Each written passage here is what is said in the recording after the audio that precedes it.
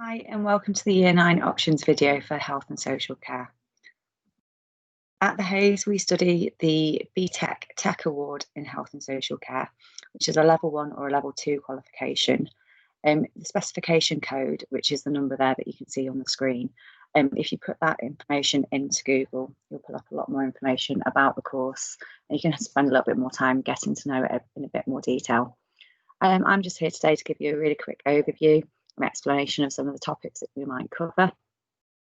So the course is divided into 3 components or 3 units. The first one, human lifespan development, is assessed by pieces of coursework, as is the second one, health and social care services and values. The third component, health and wellbeing, that's assessed by an exam in which you sit in year 11. So a BTEC is slightly different to a GCSE. Like I said previously, one of the good things about this is that you get to do coursework. So a big chunk of the course is assessed by work that you will complete in school. And there's only one exam that you sit in year 11.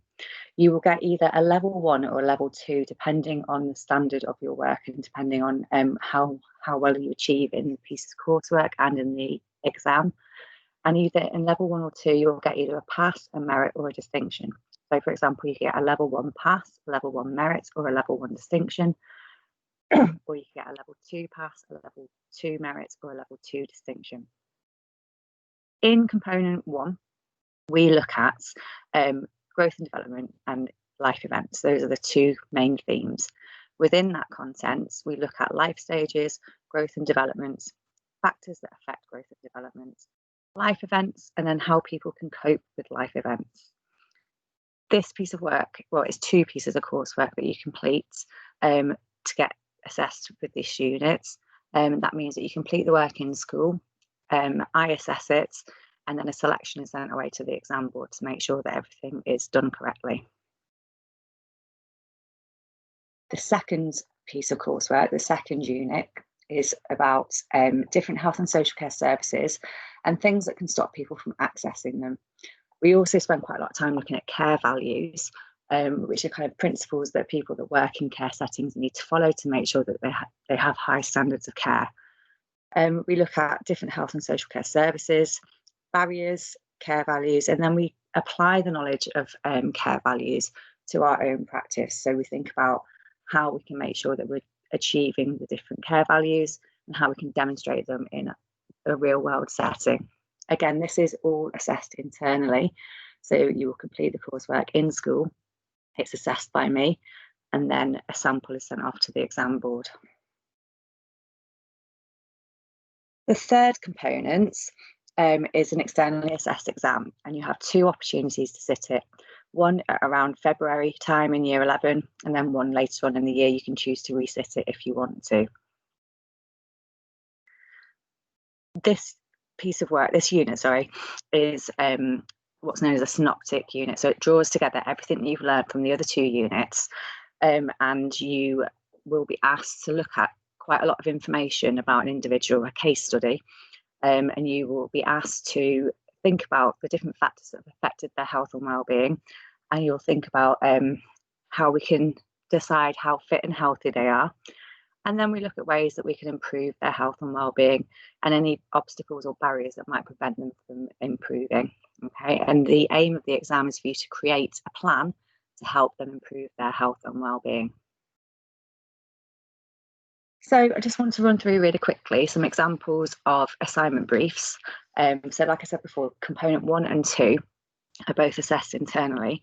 So you will be given a assignment brief, and it will give you information and it will ask you to do something in particular. Okay, and it assesses key skills and your key knowledge that you will have learned during the teaching prior to doing the coursework.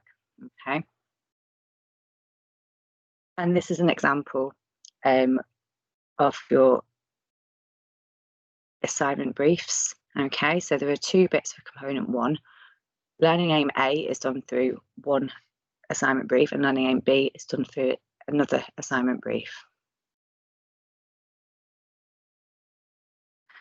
Then when we move on to component 2, exactly the same thing. So you'll be given an assignment brief for learning aim A, and it will ask you to do something in particular, and they are different or slightly different every year, and they are tailored to the students so that they can achieve well in them. We can make sure that they are suitable for the cohort of students that we have. Okay, and again, for Learning Aim B, it's another assignment brief which asks you to do something in particular, and again, it can be tailored to fit in with the students of the cohorts. The final component, the exam element of the component, I just want to show you really quickly some examples of the exam questions that come in this paper. So you'll be given like a case study with lots of information about a particular person, and then the questions to begin with relate to that case study. So as you can see on the right hand side here, the questions here about Nabil, the information is in that case study, and it's about just kind of extracting that information and making sure that the students understand kind of whether it's a social factor or a physical factor, and then they can answer the questions.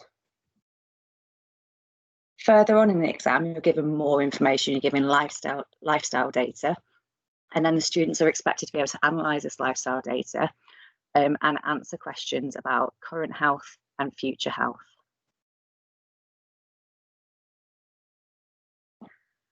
The students are then given a little bit more information about the same person, and they start thinking about creating a plan to improve the individual's health and well-being. And they look at short-term targets and long-term targets and how they might need some support and how that support will help them. They also think about obstacles or barriers that might prevent the person from achieving their targets and putting in place things that can help them remove those obstacles. Health and social care BTEC is a really good qualification if you are wanting a career in either health or social care. For example, the NHS is the largest employer in Europe with over 1 million employees, but there are also lots of different private institutions as well that employ people in the health and social care arena. So, for example, people that have studied health and social care have moved on to work in areas such as care workers, social work, occupational therapists, midwives, nurses, paramedics, many career opportunities for people that study BTEC health and social care. If you have any further issues or any questions, please feel free to contact me. My email address is on the screen, and I look forward to teaching lots of you next year in health and social care. Thank you.